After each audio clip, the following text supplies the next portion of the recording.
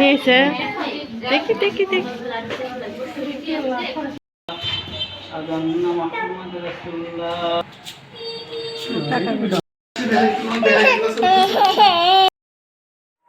আসসালামু আলাইকুম সবাইকে। আশা করি আপনারা সবাই অনেক অনেক অনেক ভালো আছেন।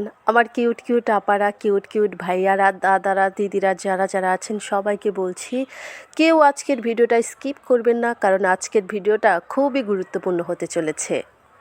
আজকে আপনাদেরকে খুশির সংবাদ দিতে চলেছি। প্রায় 15টা মেয়ের পর আমাদের বংশে একটা ছেলে সন্তানের জন্ম হতে যাচ্ছে। আমরা সবাই খুবই এক্সাইটেড, কখন তাকে দেখব। অলরেডি আজকে আমরা হাসপাতালে চলে যাচ্ছি, কারণ আজকে ডেলিভারির ডেট দেওয়া হয়েছে। আমার ভাতিজা হবে, আমি শুনে তো খুবই খুশি, খুবই এক্সাইটেড তাকে দেখার জন্য। আমি, আমার মেয়ে, আমার ভাবি এবং আমার মাওই, আমরা সবাই যাচ্ছি হাসপাতালে। আমাদের বাড়ি থেকে অনেক দূরে, এটা শেরপুর শহরে। আমাদের আশেপাশে কোনো হসপিটাল নেই, আমরা একদম গ্রাম্য পরিবেশে বসবাস করি। তাই আমাদের কোনো সমস্যা হলে আমাদের শহরে আসতে হয়। তাই আমরা সকলে মিলে আজকে শহরে এসেছি আমার ভাই বউকে নিয়ে। চারপাশে কিন্তু প্রচুর গাড়ি ঘোড়ার শব্দ ছিল, যার ফলে আমি তখন ভয়েস ওভার করতে পারিনি, পরে বাড়িতে এসে ভয়েস দিয়েছি। আমরা ইতিমধ্যে হাসপাতালে এসে পৌঁছে গেছি।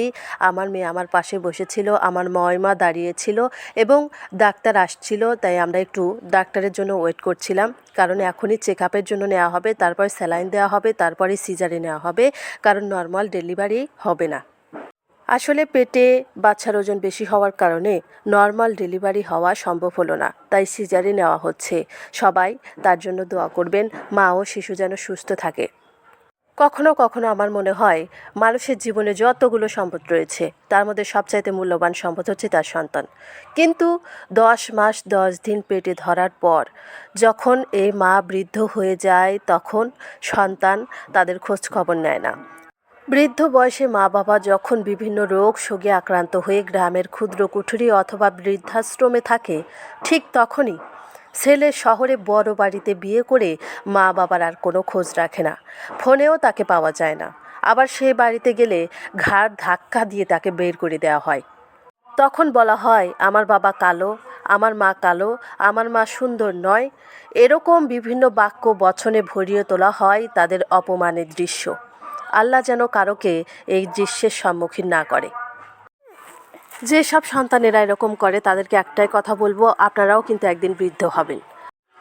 অন্যদিকে দেখুন, আমাদের ফুটফুটে ছেলে সন্তান কিন্তু আমাদের সামনে এসে গেছে, খুবই সুন্দর।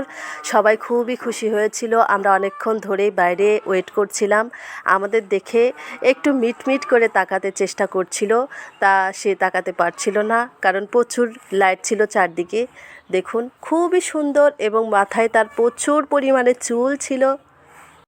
তাকে ওটি থেকে বের করার সঙ্গে সঙ্গে সবাই একদম ছবি তোলাতে ব্যস্ত হয়ে পড়েছিল।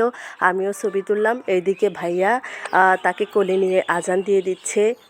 সবাই খুবই খুশি, আমরাও খুবই খুশি, যেহেতু আমাদের গোষ্ঠীতে এর আগে কোনো ছেলে সন্তান হয়নি, এটাই প্রথম। তাই সকলেই খুবই এক্সাইটেড ছিল তাকে দেখার জন্য। আমরা সবাই দেখে নিলাম, খুবই ফুটফুটে সুন্দর হয়েছে, যা আপনারা দেখতেই পাচ্ছেন। আমি মন গড়া গল্প করছি না। আপনাদেরকে একটা প্রশ্ন করছি, আচ্ছা বলেন তো, বাচ্চা জন্মের পর তার কানের কাছে কেন আজান দেওয়া হয়? এটা আমার কাছে অনেকটা অজানা। অবশ্যই আপনারা যদি কেউ জানেন অবশ্যই কমেন্ট বক্সে জানিয়ে দিবেন। আপনাদের জন্য সব সময় কমেন্ট বক্স খোলা আছে। তারপরে আমি বাচ্চাকে কোলে নিয়ে একটু আমার পাশে শুইয়ে দিলাম, কারণ আমার মেয়ে তাকে দেখবে। দেখুন কাছে বসে পড়েছে তাকে দেখার জন্য। 2বার তার চুল ধরে টান মেরেছে, তারপরে বুঝিয়ে বলাতে আর তাকে কিছু বলছে না, মারছে না। অনেকবার মারার চেষ্টা করেছে, তাকে বুঝিয়ে বললাম যে মারা যাবে না, ও ছোট বাবু, তোমার ভাইয়া হয়।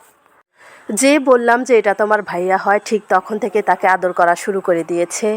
মা এবং বাচ্চা দুজনেই কিন্তু সুস্থ আছে। মাকে এখনও ওটি থেকে বের করা হয়নি, কিন্তু বাচ্চাটাকে আমাদের হাতে দেওয়া হয়েছে। বাচ্চা আমাদের হাতে দেওয়ার আগে কিন্তু 500 টাকা তারা বুঝে নিয়েছে, কারণ এটা তাদের বকশিশ ছিল। আমার মনে হয় প্রায় সব হাসপাতালেই বাচ্চা কোলে দেওয়ার আগে আগে তাদের বকশিশ নিয়ে নেয়, তারপরে বাচ্চা কোলে দেয়। আমাদের থেকে কিন্তু 500 টাকা নিয়েছে, তারপরে বাচ্চা আমাদের কোলে দিয়েছে। যেহেতু বাচ্চাটা সিজারে হয়েছে তাই তাকে আমরা আজকে বাড়িতে আনতে পারবো না, তাই আমাকে একাই বাড়িতে চলে যেতে হবে। কিউট বেবিকে রেখে আজকে আমি বাড়িতে চলে যাব। আয়েশাকে নিয়ে আমার একাই যেতে হবে, কারণ ভাইয়া এখানে থাকবে আর ভাইয়ার শাশুড়ি এখানে থাকবে, মানে আমার ময় এখানে থাকবে, রোগীর সেবা যত্ন করতে হবে। বাচ্চাটা হয় সবচাইতে বেশি খুশি হয়েছিল কে জানেন? তার নানি। কারণ বারবার সে বাচ্চাটাকে উল্টে পাল্টে নেড়ে চেড়ে দেখছিল বাচ্চা ঠিকঠাক আছে কিনা, আসলে ছেলে বাচ্চাই হয়েছে কিনা। আমরাও খুশি, তার থেকেও বেশি খুশি হয়েছিল তার নানিমা। সংসারের যারা মুরব্বিয়ানগণ আছে তারা মনে করেন ছেলে সন্তান বংশের আলো, আর মেয়ে সন্তান কিন্তু বংশের আলো না, এরকমটাই তারা মনে করে। তাই ছেলে সন্তান হয়েছে, সবাই খুশি, বংশের আলো আমাদের এসে গেছে। আয়ামের জাহিলিয়ার যুগ থেকে কিন্তু মেয়েদেরকে অবহেলা করা হয়, মেয়ে সন্তান হলে কিন্তু সেই যুগে মেরে ফেলা হতো, কিন্তু বর্তমানে এই ধারণাটি অনেকটা পাল্টে গেছে। এইদিকে মায়ের অবস্থা অত্যন্ত কঠিন, তাকে বেডে দেওয়া হয়েছে, খুবই সে নার্ভাস হয়ে গিয়েছিল। আর এইদিকে বাচ্চাকে আনা হয়েছে, একটু দুধ খাওয়িয়ে আবার অন্য রুমে নিয়ে যাওয়া হবে। আবার ভিডিওটা কিন্তু প্রায় শেষের মধ্যে। আপনারা যারা যারা এখনও ভিডিওতে লাইক কমেন্ট করেন নাই, আমার এই ছোট্ট চ্যানেলটাকে সাবস্ক্রাইব করেন নাই, এখনই তাড়াতাড়ি সাবস্ক্রাইব করে নেন। আমি হসপিটালে এই ঠান্ডার মধ্যে যাওয়া আসার কারণে আমার প্রচুর পরিমাণে ঠান্ডা লেগে গেছে, যার ফলে আমার কথা বলতে কষ্ট হচ্ছে। তবুও আপনাদের ভালোবাসা পাওয়ার জন্য ভয়েস ওভার করলাম।